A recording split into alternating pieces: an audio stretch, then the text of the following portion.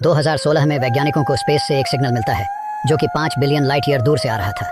इसका मतलब कि जब उस सिग्नल ने अपनी जर्नी शुरू की होगी उस वक्त हमारी पृथ्वी एग्जिस्ट ही नहीं करती थी, क्योंकि हमारी धरती 4.5 बिलियन ईयर्स ही पुरानी है और वो सिग्नल हमारी पृथ्वी के पैदा होने से पहले ही छोड़ दिया गया था। कुछ वैज्ञानिकों का मानना है कि ये सिग्नल हमें किसी दूसरी दुनिया से मिला है।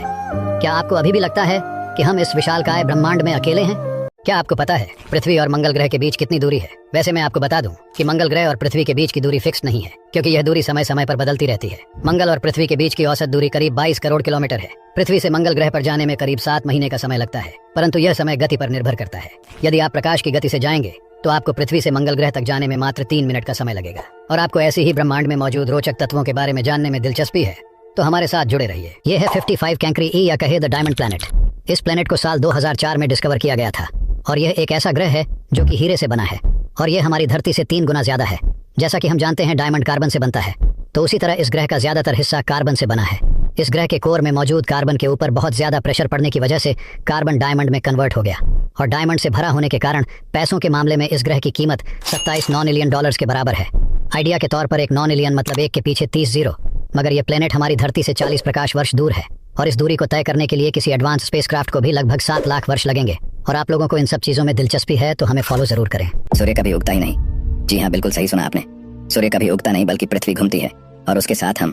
भले ही आपको यकीन ना हो, पर इस वक्त हम लोग जेट प्लेन से भी तेज चल रहे हैं।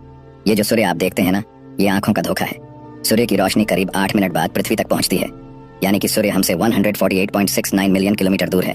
पृथ्वी से हमें सूर्य वैसे ही दिखता है जैसा वो 8 मिनट पहले होता है। ये भी देखिए, ये जो होराइजन है वहां भी कुछ नहीं है, कहीं कोई किनारा नहीं होता। होराइजन भी आंखों का धोखा है।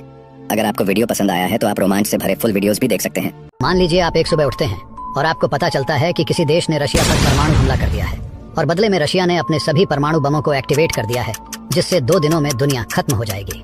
और ऐसे हालात में आपके पास 2 दिन हैं दुनिया से बाहर जाने के लिए, तो आप किस ग्रह पर जाएंगे? ऐसी स्थिति में आपके पास 2 सबसे बड़े ऑप्शंस हैं, चांद और मंगल। इन दोनों में से किस जगह पर आपको रहने लायक स्थिति मिलेंगी? अगर आप चांद पर जाते हैं तो आपको भारी तापमान का सामना करना पड़ेगा, क्योंकि यहाँ दिन के समय तापमान लगभग 250 डिग्री और रात को -208 डिग्री सेल्सियस तक होता है और यहाँ कोई वायुमंडल भी नहीं है।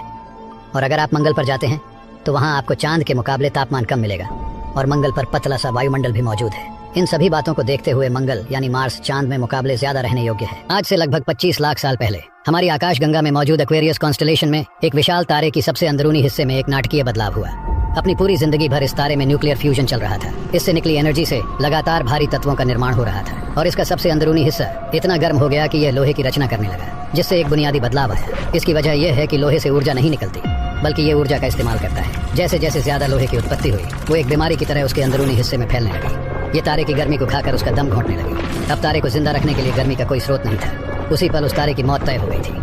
इसके लगभग कुछ लाखों साल बाद, यानी हमारे अर्थ ईयर के अनुसार 10,000 साल पहले, यह एक सुपरनोवा में तब्दील हो गया। ये था हेलिक्स नेबुला। इसकी वजह से जो धमाका हुआ उसमें 10 अरब सूर्य जितनी चमक थी। ये एक ऐसी सुपरनोवा थी जिसने लोहे से भरी धूल को पूरी आकाशगंगा में फैला दिया और वह हमारी पृथ्वी तक भी पहुंच गई। आज भी पृथ्वी के वायुमंडल में हर दिन 100 टन तारों की धूल यानी स्टार डस्ट का प्रवेश होता है। इनमें से कुछ तो सोलर सिस्टम के निर्माण से बची हुई धूल है और कुछ दूर दराज के सुपरनोवा से उड़कर आई हुई चीजें हैं।